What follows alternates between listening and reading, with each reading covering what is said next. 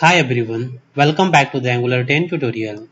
In this video, we are going to learn about event binding. When a user interacts with an application in the form of keyboard typing, a mouse click, or a mouse hover, it generates an event. These events need to be handled to perform some kind of action. This is where event binding comes into picture. Alright, so let's see how can we do event binding. So first of all, let's see the click event. So switch to the project and just open src folder, then app, and here just click on app.component.html file, and inside this file just add here a button.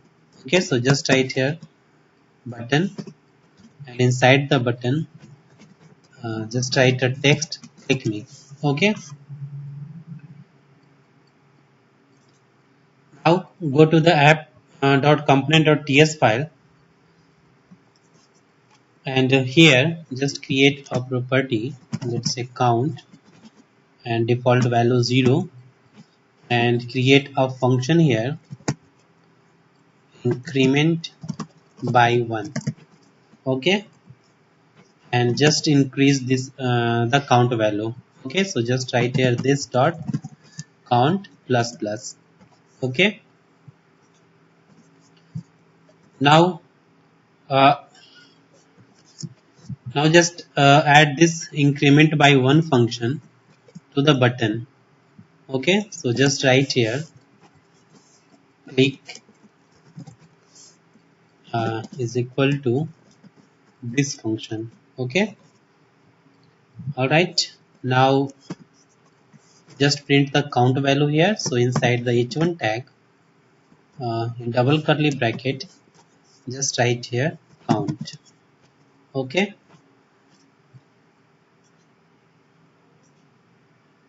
okay, now save the file and let's check. So switch to the browser, and if I click on this button, you can see here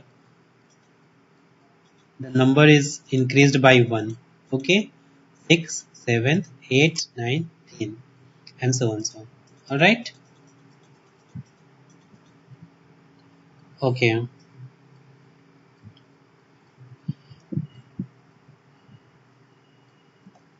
now let's see the mouse over event. So mouse move event. Okay, so go to the app.html file, and here just add a div, and close the div, and add the style here. So just write here style background color, background color is equal to, let's say, blue violet, and set the height to 100 pixel and width 200 pixel. Okay, now save the file, and you can see here the div. Now go to the app.component.ts file, and here just add a function. I'm just going to call this function, okay, on mouse move event. So just copy this, and inside app.component.html file just add a event which is mouse move. So just write here parenthesis, then mouse move is equal to, inside the double quote just write here increment by 1 function. Okay, now save the file and let's check. So switch to the browser and just move on this div, and you can see here the number is increased by 1. Okay, 37, 38, 39, 48, 50. Okay, all right, now let's see the change event. So for that, just go inside the app.component.html file, and here just create a select. So just write here select, and inside this select just add some option here. So write here option value is equal to, let's say, value red, and inside here just write here red. Okay, second option value blue, and just copy this. Alright, and here change the blue with green, and then orange. Alright, now create a function inside this app.component.ts file. So first of all create a property here. So color is equal to, let's say, default blank. Okay, now create a function change color. Okay, and pass a parameter which is color.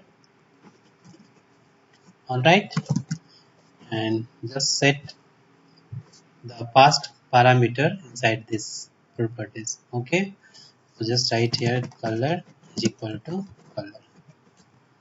Alright, now add this function to the select. So just write here change event. So just write here change and equal to change color, and inside this dollar event dot target dot value. Okay, and now just print this color value. So inside h1 just write here selected color, and just print the color value inside the double curly braces color. Okay, now save the file and let's check. So switch to the browser, and here you can see the drop down. Now select one, let's say select blue. You can see here the blue color. If I choose green, orange. Okay, now let's see the Keydown event. Okay, so go to the app.html component.html file, and here just add the input text field. Okay, so just write here input type is equal to text. All right, and now create a function for handling the Keydown event. So just write here let's property text is equal to blank, and now create a function handle Keydown. Okay, and inside this just pass here a parameter text, and simply this dot text is equal to this text. Okay, now add this function to the here. So just write event Keydown. So just write here Keydown is equal to this function, and inside this just pass here dollar event dot target dot value. Okay, now display the text here. So just write here inside h1 tag type text, inside the double curly bracket just write here text, this variable. Okay, all right, now save the file and let's check. So switch to the browser and just type any text here. Let's say angular, and you can see here the typed text. Okay, So in this way you can bind the event in Angular 10. So that's all about Angular 10 event binding. So thanks for watching this video. And if you still have any kind of question, you can ask me in the comment box. Don't forget to subscribe my channel. Thanks for watching.